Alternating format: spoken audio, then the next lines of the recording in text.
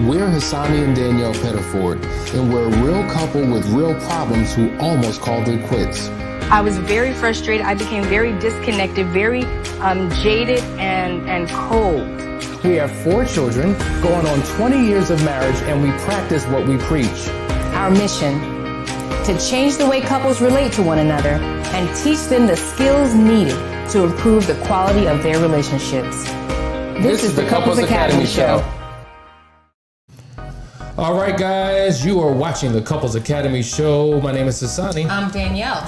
And we come to you every single week. And listen, what a big weekend it was. Now, many of you have enjoyed this weekend. Some of you are happy, some of you are mad because it was Super Bowl weekend.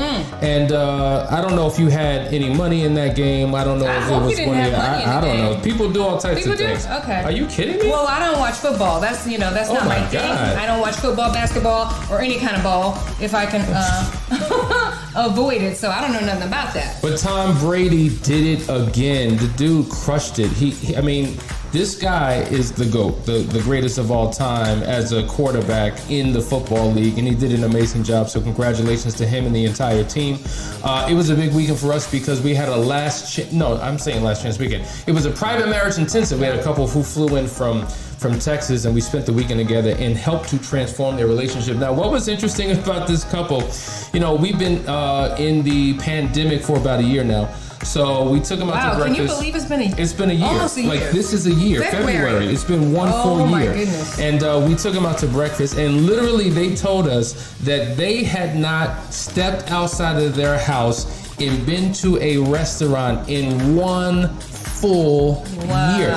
They had done nothing. Right. That takes some serious discipline. I know a lot of people who are very careful. They don't go in the supermarkets. They get the stuff put in the trunk. I know people that do that, but I mean, to not have gone anywhere in an entire year, that takes a lot of discipline. Not to a Mickey D's, not to a Burger King, not to a Chick-fil-A, nowhere. So I'm sure that felt amazing. They were on like, it was like they were on cloud 9. And so it reminds me that, so many people have put their life on pause and have not done, just normal necessary things that you would do in a relationship if there were no pandemic. And so many people are waiting for the pandemic to be over. They're waiting for the coronavirus to be over. Don't wait, because you know what? You don't know what's going to happen tomorrow. So embrace today. It's all about today and making it what it needs to be. That's a good point. So anyway, they were transformed. Great weekend. They are joining the Moving Forward program, which we're excited about. So listen, guys, we're going to have a great show. But listen, we announced last week that we're doing Clubhouse every single day. So make sure, if you have an iPhone, download the app. Join us Monday through Friday at 4 o'clock for our Clubhouse conversations. We're going to be answering your questions. Now, today is a different day because we have a private marriage intensive that starts at 4. So we're going to be doing the Clubhouse at 3 o'clock. So make sure you get in there. Make sure you join the conversation. It will be a continuation of what we talk about today. Awesome. You good? Go ahead. Okay, didn't mean to cut you off. I just wanted to say, if you're new to the show, make sure that you like, share, and subscribe. Don't forget to hit the notification bell. And I want to just welcome our viewers today. JD, I see you. Topeka, Kansas. Gorgeous, good morning. Michelle is coming in from Virginia. Gigi, ATL. Sean D is coming in from LA. Vincent is in Texas. And Nigel is from Trinidad. I love me some Caribbean food. Oh, yeah. Guys, welcome to the show. Just keep coming on and letting us know where you're coming in from, because we have this cool map, and every day we're scratching off just to see exactly how far is this good news spreading, letting people know that, hey, we can do this marriage thing. It doesn't have to be a death sentence. It doesn't have to be the old ball and chain that they talk about. We can actually have these vibrant, exciting relationships with our husbands and our wives where we are friends and we're exploring and we're living to the fullest and the best. So let's keep this message spreading. And so today what we want to talk about is, can we be friends? Like, can we just be friends? There's so many couples that we work with every single day that are in pain. They've gone through betrayals. They're on the verge of divorce. And either A, they've lost their friendship, or B, when we have conversations, they admit that they never were friends, that they started out because there was an attraction, they formed this relationship, but they never took the time to develop a healthy friendship. And if you don't have a friendship, if you're not anchored in some type of connection beyond the passion, then what do you have that's sustainable? Absolutely. And you know, one thing that I think has helped us is that we started as friends. Like, that was really all it was, is a very, very good friendship. And then one day we looked up and we're like, hello.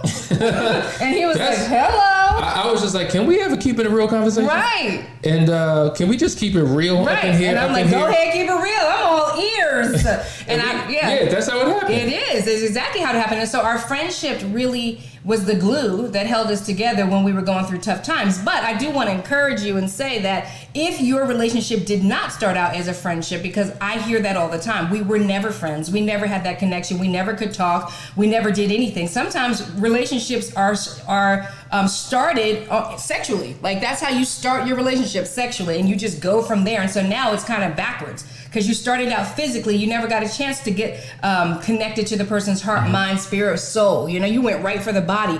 It is not too late for you to turn that around and learn how to connect as friends. Interestingly enough, you know, we talk about naked dating, how most couples, to your point, when they first get in a relationship, they have no problem being physically naked, but have a major problem becoming emotionally naked. So you know more about their breast, penis, vagina, thighs, hips, all of that, but do you know about their heart, their mind, their dreams, their passions, their likes, their dislikes? Their dreams, their goals, those things are so important. They're everything. I mean, yeah, like if I'm with you and I've never ever expressed to you what my true goals and dreams are in life, and we start moving forward, at some point, even though we'll lay those things down for a while. Like, while we're dating, we'll stop talking about our dreams and make it all about the pair, and we're dating, right? But at some point, I'm gonna tear away and want to get back to my dreams and goals. So shouldn't we just make sure that we are in alignment in the first place? Absolutely. And the thing is, you know, listen, many of us are married here, so it's too late. But, you know, we made sure that when we were dating,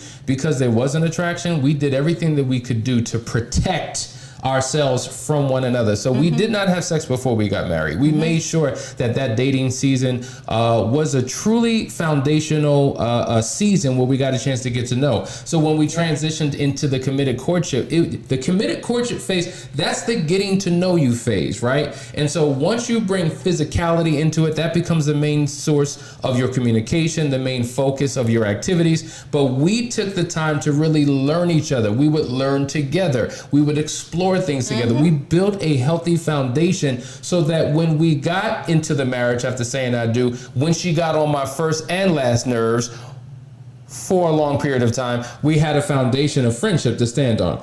Because it did happen. You see how he want to serve? I'm just saying, it happened. It happens. Your spouse will get on your nerves. And you know what's interesting is that even though we did some things right in the beginning, right? Because some of y'all are saying, well, we didn't do that. We skipped all of that. We did all those things right and still had problems. We still had problems. And still had issues, but it was that foundation that kept us together. So the point is, it's not too late to learn how to be friends and have that bond, that connection, so that when you do, because you will, go through rough things, you have that to hold you together. And you know what? I think that's right. Having a friendship before you get into a committed relationship does not mean you won't have problems, because we had it. But I think because we were anchored in a friendship, you know, that really helped us get over. Because if you don't have that, what actually do you have? So let's get into these points and unpack what this looks like. All right. Number one, if you want to be friends with your spouse, make your spouse your number one. Now, there's so many people who say, you know what? My spouse is not my friend. I got my boys, because they understand me, they get with me. Or you got your girlfriends, and when there's something to talk about, when something to be excited about, something to celebrate,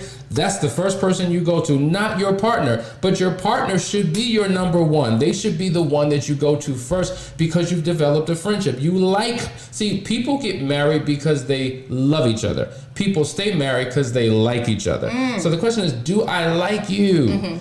I think if you know, because some folks out here don't have a partner that they connect with, like, you know, one of them is extra extrovert, one of them is introvert, one of them is a homebody, one of them loves to get out the house. So if you don't have all these things connected, you can always find something, right? It's not about being aligned in every way, but it's finding the commonality that will keep you together, right? So if you know that your spouse is the homebody and you like getting out, you can find things in the home to do, to connect. You can cook at home, date at home, do all those things. And then the person that likes to be the homebody can go out sometimes. They don't have to go too far from home. It's meeting in the middle so that you find some commonality so that you can make each other your first priority. Yeah, be number one. Be number one. Make your spouse your number one. It's always good to have outside relationships, because if you have no outside relationships, then that's a whole nother problem. But at the end of the day, where you rest your head, that's the one that you build that connection, that bond, that intimacy with. And outside of being lovers, you want to be friends, right? So we consider ourselves really good friends in this relationship, and that's what helps us. We want to know, are you friends with your spouse? Do you like your spouse? Does your spouse like you? What are the struggles that you're having in terms of having a foundation for your relationship that is long-lasting and sustainable? Are you friends? We want to talk about that on the other side of this break. We'll be right back. You're watching the Couples Academy Show.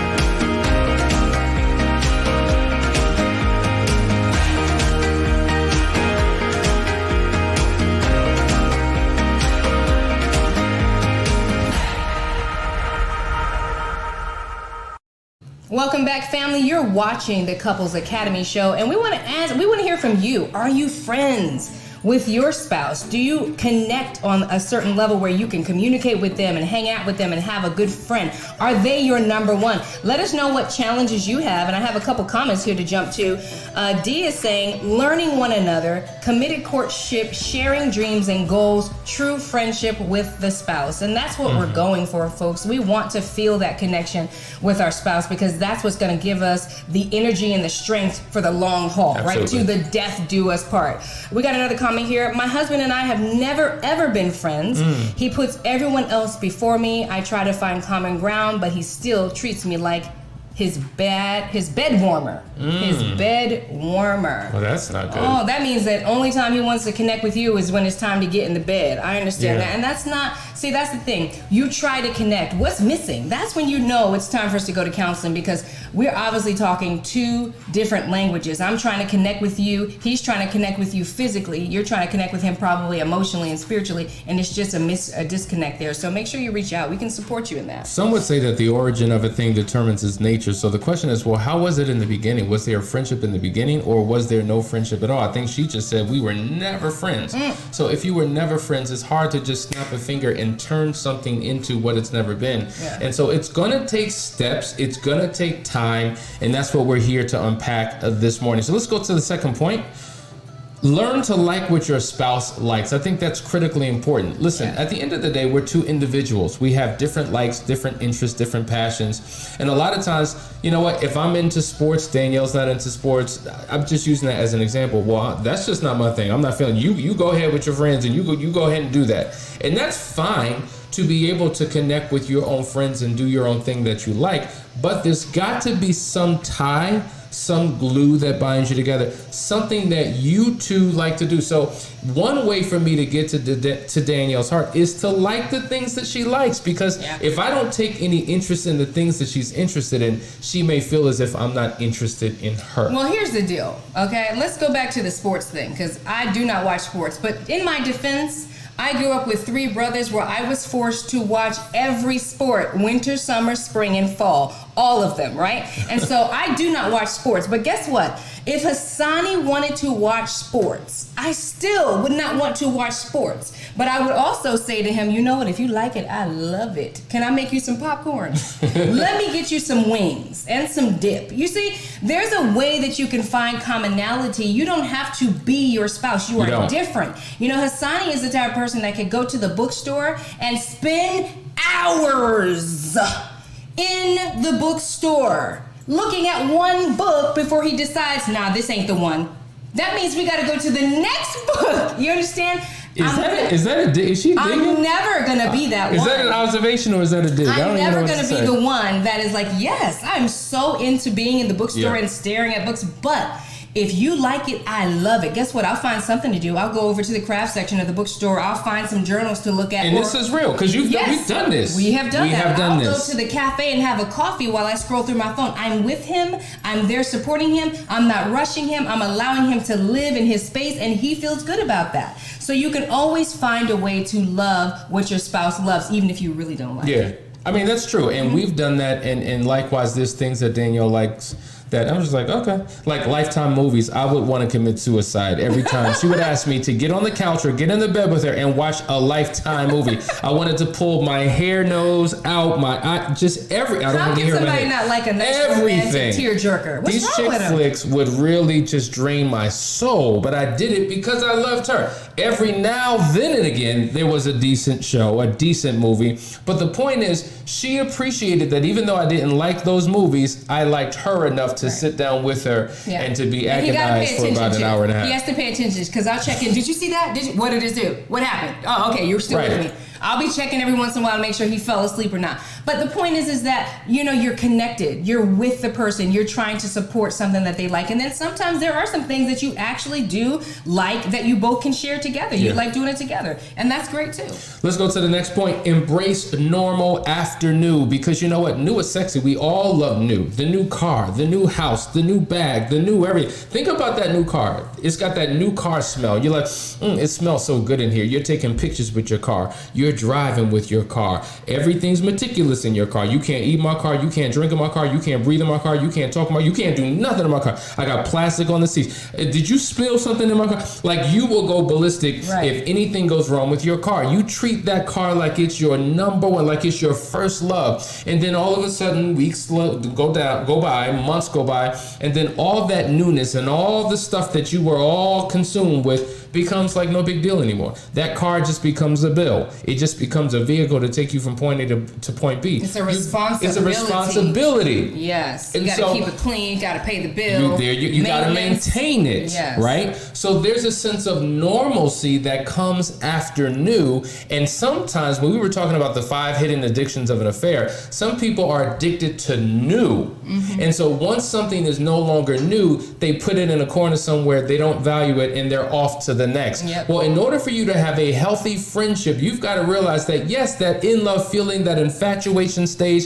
that lasts for about 2 years, and it slowly begins to wither and wane, and then normalcy comes in. Mm-hmm. And normalcy isn't bad, because normalcy means that there's stability, there's expectations, there's things that you can rely upon, and you've got to learn how to develop a relationship in the normal. It's called the new norm. Right? The new norm. And when you embrace the new norm and embrace what you have and be full of thanksgiving and gratitude instead of talking about what you don't have and what you ain't gonna get, all of that, your mindset, your attitude really has a lot to do with the friendship that you develop with your spouse. Absolutely. Absolutely. There's a couple comments in here, but it sounds like we're going to a break, so I'm going to wait because we got a lot to say. Yeah, so listen, we'll be right back with the Couples Academy show and we'll come back with those comments.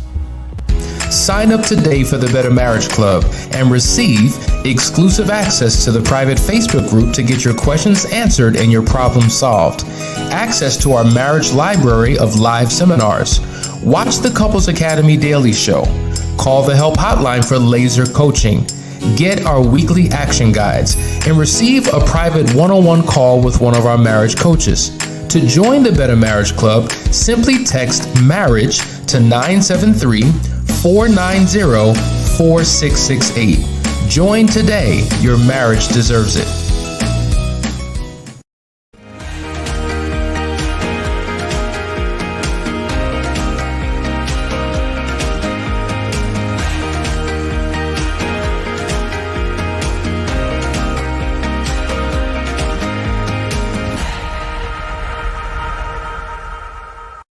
Welcome back, everybody. You're watching the Couples Academy show. And thank you to my producer, Madison, my daughter, who brought it to my attention that Hassani was on Lifetime. How do you throw shade when he was on Lifetime? Well, wait. Because he wanted to throw me under the bus, right, of my desires to I watch said the Lifetime movies. I wasn't in no movie. It doesn't matter. You I was a host of a reality show. It wasn't the same. Kiara says, no Lifetime. I'm like, Kiara, I thought me and Kiara had a thing, you know? Like, we were on the same wavelength. Lifetime movies until today, okay? Until today, because she done this Lifetime. But anyhow, sometimes we got to just kind of dial it back, guys, and be willing to do the things that make us uncomfortable, even though we don't like it. Sometimes our spouse likes it. There's a couple more comments in here. Oh, somebody else got something to say about Lifetime. Uh-oh. Lifetime movies, I'm with you, brother. You feel me? You feel me?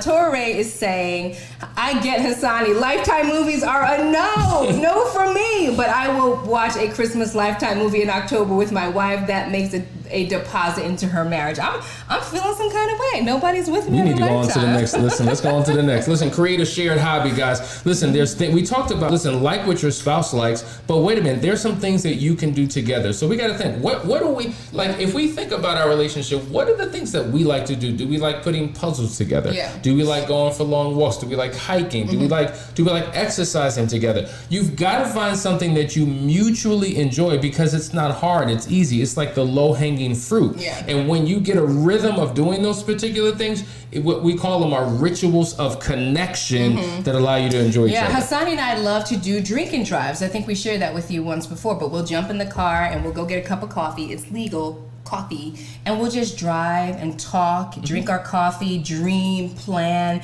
resolve issues. Even if we had an issue that, like that day, or something that we have to resolve from an argument or something like that, we'll do that in the car, driving, looking out the window. So that's a beautiful thing we do. And then just daydreaming and planning futuristic things. We love doing things of that nature, and so that's how we connect. But you can find anything. Some folks I know love to cook together. They love getting in the kitchen and bringing out all the food and the vegetables and chopping and making a meal together, and that's how they put love and addition, eat it together. So you can find your thing. Absolutely. Next, you have to create and maintain a spiritual bond. I can't tell you how important this is. So in our Moving Forward program, with many of our couples, we've been talking about the power of prayer and really embracing their spiritual authority by tapping into spiritual laws. And I think we don't really understand the spiritual realm and the impact that has on your marriage. But when you come together, and we talk about intimacy all the time, and most people are thinking physical intimacy and emotional intimacy, even intellectual intimacy, and all those things are important, but nothing quite tops the spiritual intimacy. When you understand how the power of God works together in your partnership, there's absolutely nothing that you two can't do together. So reading the word together, praying together.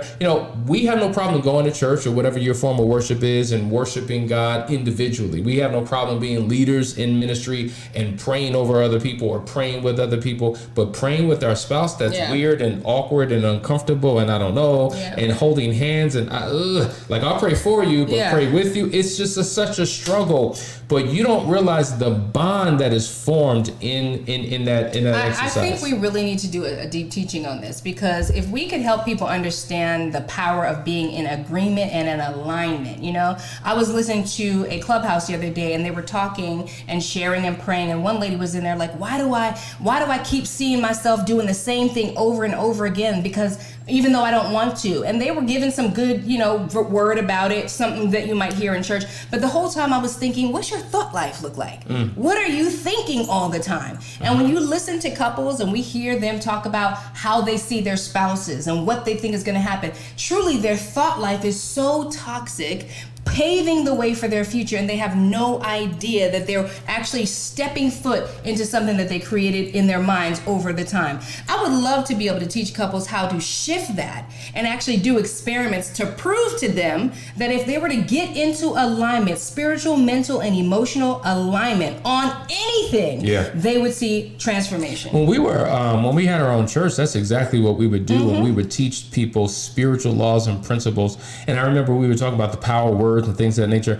Just yesterday, I posted something regarding spiritual laws. I said, listen, it's on my Facebook page. It says, be careful with your words. Speak only what is true. not what is factual. Factual exists in the natural realm. Truth exists in the spirit realm. So if you're not speaking spiritually, stop speaking. Stop speaking. Speak a spiritual language in a natural realm and watch things happen. If you're not speaking truth, stop speaking. What is the truth? Not what you see. The truth is the word that comes out of your mouth. So that means it's whatever you say. We can't go there today. We can't, but we will. We can't, but we will. But when you really understand the power of the spirit realm and the intention that you should be operating in with your marriage, you are going to be like, what are we fighting for? Look at all the stuff that we're missing in this relationship because we getting caught up in just the nonsense. Right. And so once you begin to go into a deep spiritual level, the next thing you have to do is you have to learn how to have fun, to be light, to laugh, to enjoy. Like, and what is it? Be lighthearted and playful. You know, Hassani allows me to attack him, wrestle him, hit him with a pillow. Like, if he were to shut me down on that, I don't know who I would be. Like, I need you to embrace my crazy, and you do a great job of it. Because Hassani's pretty straight-laced, you know? He needs me to kind of loosen him up and attack him from time to time. But that's the stuff that we're talking about. Like, have fun with your partner. Know who they are. Lighten up. You know, don't be such a stick up the butt all the time. It's okay to laugh. It's okay to smile. Remove the frown. That just felt weird hearing you say that. Like, I don't know what that feels like, but I don't want to be a stick up the butt. That's the last thing I want to be. But yeah, being lighthearted and having a good time is amazing. And then the last point, enjoy lighthearted conversation.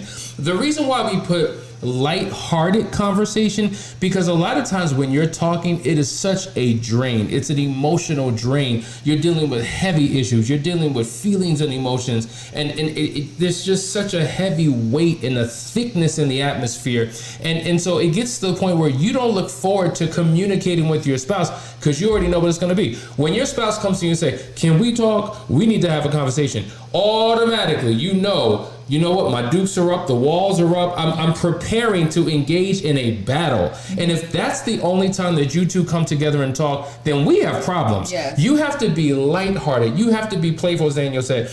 Talk about just casual, loose things to connect on. Yeah. You know, funny things you see on social media, things that you're watching on TV, just playful back and forth banter to establish the friendship. Sometimes I laugh a lot, but sometimes I'll have a joke and I'll share it with Hassani, and it is not funny to him, but I'm hollering and Hassani would be like, and I know it's fake. I know it's fake, but I appreciate him humoring me. I'm like, how do you not get this? This is hilarious. But he don't get it, and that's okay. He's humoring me. He's willing, because he's so connected in that way. I have to represent here with Kia. Thank you. Lifetime is hard time. Hashtag lifetime is hard time. Thank you, All Kia. right, Kia. Hold on. Ralph said, I watch Lifetime movies are good. I watch Lifetime movies, they're good. And that's Ralph. That's a male. Thank you, Ralph. I got a couple more. Victoria says, I like Lifetime. Facebook user says, Lord have I'm mercy. with Danielle, 100%. They are heartfelt movies. Some can be corny, but some are great. I agree. Let me go to this comment. She says, I'm sorry, I don't have my glasses on. Yes, nothing has made a bigger impact in my marriage than praying with my husband. It is so powerful and helps prepare our hearts for all the things that may come between us. The power of prayer is just so incredible. Absolutely. I encourage people to tap into that. There's so many comments here. Listen, guys, we're talking about friendship. Can we be friends? Of course you can be friends. If you feel like you're not friends in your relationship, it is time to reestablish that connection and really sit down and have a conversation and ask, what does it mean to be friends? Like, what are you looking for in a friend? That's good. How can I show up for you in a way that makes you feel connected to me as a friend? Yeah. How about you tell me about the relationship you have with your friends? What makes it so unique? What makes it so attractive to you? What are you having in that relationship that you're missing in this relationship that you would like to incorporate? We gotta let go of this Lifetime battle. We done started. Jaguar says, I have to agree with Hassan. Those Lifetime movies are unwatchable. Thank you, somebody. Look, this is what we're friends, okay? Hassani and I are friends, so we can battle back and forth. He can hate Lifetime, I can love it, and he can still love me. And that's what this is all about. If you're not friends, sit down with your spouse and ask them, what is it gonna take? What do I need to do to be friends with you? And then it's just as simple as sitting down and writing a list list out. What do friends do? Friends hang out. Okay, let's start hanging out. Friends talk. Friends can be transparent with each other on issues. Let's do that. Start to do what friends do, and you'll start to see that friendship bloom in your relationship. There it is. It's that simple, guys. Friendship has to be the foundation of your marriage. If you are not friends, if there's some things that you're still struggling with, you still need some help. How do we figure this thing out? How do we navigate through all of these murky waters? You need to give us a call at Couples Academy. You can go to our website at couplesacademy.org, or you can just reach out to us at 678-200-8996. We would love to talk with you to see how we can help you take